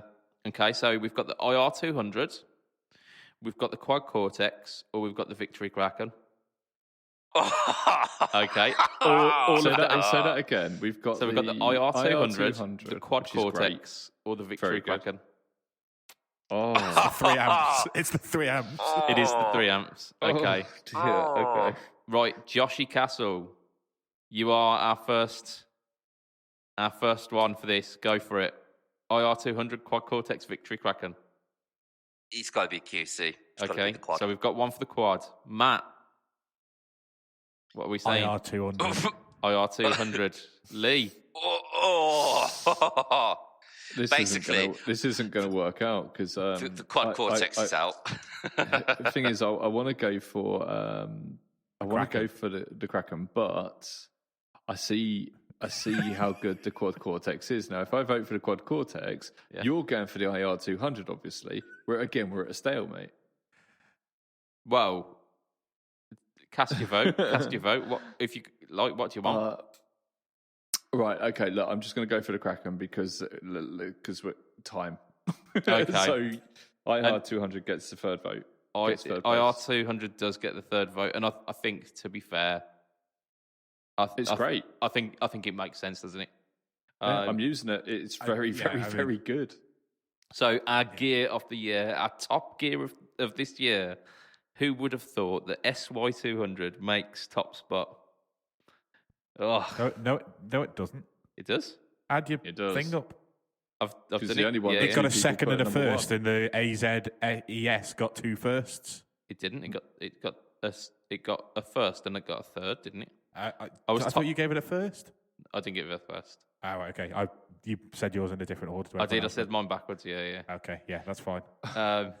Yeah, I gave the IR200 a top spot. Okay. The SY200 with 5 points is top. We've got the AZES is second place with 4 points. And with a nail-biting finale, we've got the IR200 making third. I think that's a good top 3. Yeah, to be fair. 2 bosses in the top and an Ibanez. It's a bit predictable in terms of companies, but it is fair. I think they've knocked it out of the park though this year. Boss have with like the releases. As much as we argued about them, there was conversation to be had there, and the stuff that they did release, like the HM2W, was that thing that like people were petitioning to get. The solar tone bender was like a first for Boss as well. Even though I'm not, so I don't. Is the FZ1W. Yeah, in terms of like the no, it weren't the first collaboration, was it? Because they did a JHS collab. But it wasn't. No, it was the first collaboration. Wazza, the Angry Driver. Yeah, it should have been called the Road Rage pedal, and they just missed by a country mile. I'll did. never ever forgive them for that. That's half the reason why I argue against Boss pedals, because they didn't name that pedal correctly. It also annoys me that it has a mode on it that could have been called the BJ mode, and they called it the JB mode. There's probably reason for that, Lee. I think we know that. I think we know because it was not not. only goes to 60. Joe Bonamassa paid them for it like he did. So that is where we're ending it for this week, because we are well over time. This is almost a fucking 2-hour podcast, and this isn't even the last one of the year. So, Oops. Yeah. So there we go. So that is our guitar stuff of the annum. And to be fair, we've got a guitar, we've got a pedal, and we've got a quote unquote amp. So that works out. It's been an absolute blast doing this over the past couple of months, and it's like that noise is fantastic. I'm sorry, but I've got to do this. Do you? Give it a year. I mean, that was definitely worth all the editing. Is that the same pedal twice? No, it's the IR200. And yes, they both 1 look and blue. 3. There we They go. both look blue. In the reflection from your monitor, they both look like the same colour. It's like, why have you bought 2 of them? So that good. Right, so I'm going to extend a massive thank you to you listeners for putting up with this shit. I'm going to give a massive thanks, to our Patreon backers because you extra put up with this shit. I mean, you actively encourage us to carry on. Yeah. Are you mental? And no, just like massive thank you to you. Massive thank you for this year as well. It's been an amazing kind of thing, even though it's not technically not our last one of the year. I'm kind of getting nostalgic for the year, and I think our next podcast will probably be like a roundup of the year, where we. I thought it was going to be a piss up. Yeah, I mean it will be a round piss up. So to give a shout out to our Patreon backers, it only seems right. We've got Mr. Andrew Bimson, we've got Mr. Adam Yeomans, we've got Mr. Doug Christ of 37 Effects. Well done on coming about fourth-ish. Or fifth in the give of the year. He's of 37 Effects. He's of Masters of the Cinematic Universe and the Just Surprise Me podcast. We have got Mr. Huge Erection. Wee. Wait for it. We've got Mr. Ben Fletcher of Fletcher Pickups. And we've got Mr. Brian Gare of the Tone Jerks podcast and of the Second Button podcast. Just to give you an update on that one, I've watched more Seinfeld and it got better. So, thank you guys for just encouraging me to stick with it. We should do a separate podcast where you try to explain Seinfeld to one of us. Yeah, I'll do a podcast that about their description of the podcast. Fuck, that'd be good. That'd be really good. I mean, it's going to be as good as me trying to tell you how to use the air step. Yeah. Oh, mate, it's gonna be painful. But yeah, so that is us. If you want to catch me online, it's BudgetPedalChap. Instagram, YouTube, Facebook. Facebook is not the home to the No Typical Time series because that's YouTube. That's Go there. You can also find me on Pedal Buds of Doom, where you can find Mr. Joshy Josh. Oh my gosh, it's Josh. Oh my gosh, it's Josh. Where's he gone? I am here. He's just he's turned off the lights. It's just dark now. You camouflage. He's Nelly Furtado'd that. I've got one of these balls that changes colour, so it's shit and it's on white. You need to go see a doctor, mate. You are also Corona Mortis at Instagram and Joshy. I am indeed. Joshy's ZK on YouTube, and you can also find me on Pornhub. Yeah, just on like the most disgusting videos, like shit that no one should be watching. No, that's X-Hamster. X-Hamster? I don't know what that is. And that segues nicely to Matt. Yeah. Does it? So Matt is _MattQ at Twitter and Twinstagram. There we go. And Lee. Yo. Lee. Hello. Yeah. You all right? Hello, mate. You all right? Yeah. Sound? Right, so that'll be from myself, Mr. Budget Pedal Chap, from Matt, from Lee, from Josh. Say bye, Matt. Bye, Matt. Wait. It will be a tatty bye and good night for this week. Charlie. It's Pedalboard to Doom, and we're on Instagram, and we're on Facebook, and we're on... It's gonna fade out right now.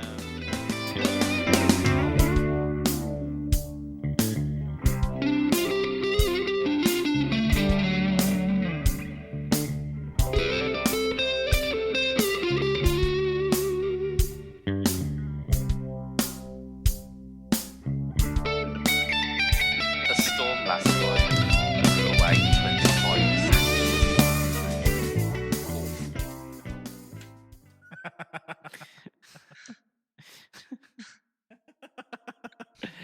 Oh, nice. That's wordplay, that is.